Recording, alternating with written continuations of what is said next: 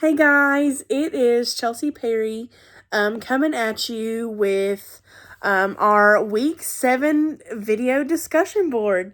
I can't believe we have been with each other for 7 weeks now. I know for me that coming back to school after like a break, because I took 2 years off after I got my undergrad, and so coming back has been kind of a struggle, but it's also been very rewarding too. Very rewarding to make new friendships with you guys, and to learn as much as I have. But I am going to be thankful for that week break before we start our next class. So without further ado, let's get into it. So this week's question was, how do you know that you and your client are on the same page? So I feel like this topic can be a very controversial one, because I feel like for adults it's easier than it is for kids, because adults can clearly communicate. And so, but being a school-based case manager, I work with kids, and I don't typically work with middle schoolers or high schoolers, but I did have some of those this year. But for the most part, for the last 2 years, I've worked with elementary school kids, and a lot of those are behavior mod kids, so they have terrible communication skills.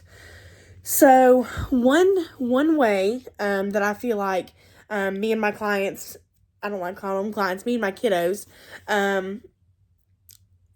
can tell that we're on the same page is by talking about things that, like, we get, like, I give lists. I try to be a very organized person, so I give lists. Like, so if a kid comes to me and they're having anxiety issues, I'm like, okay, well, here's a list of what people say works for them.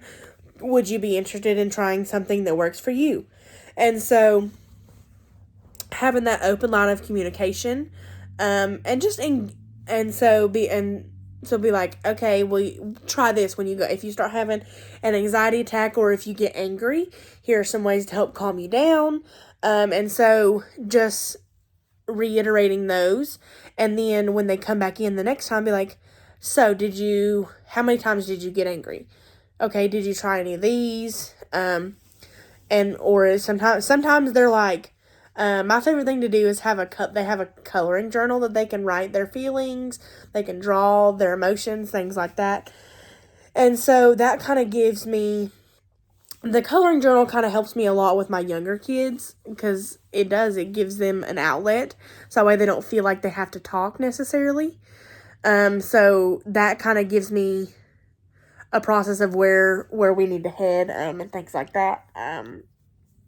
And so, but like for the older ones, maybe like my 4th and 5th graders, being like, okay, well, so what do you typically do when you start having anxiety or you start having this? And we go through our list, and I'm like, okay, well, maybe try this next time. They're like, okay.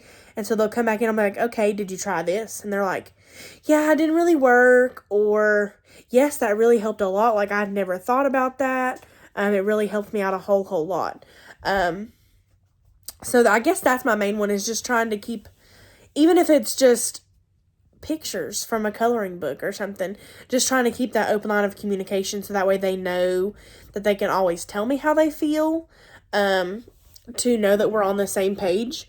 And I try not to push my kids that I see too far too fast, because that can be their issue sometimes, is they feel like everybody's shoving things down their face and down their throat to be a certain way. And I'm like, I'm not like that. I'm like, we'll work at your own pace. If it takes you the whole school year to get over your anxiety, if it takes the whole school year to get over this, like, that is completely fine. So for me, knowing the best ways to communicate is how I can tell when my clients are on the same page as me. And if they're not, which has been the case for some of the older kids that I see, we just reevaluate methods to see what works best for them.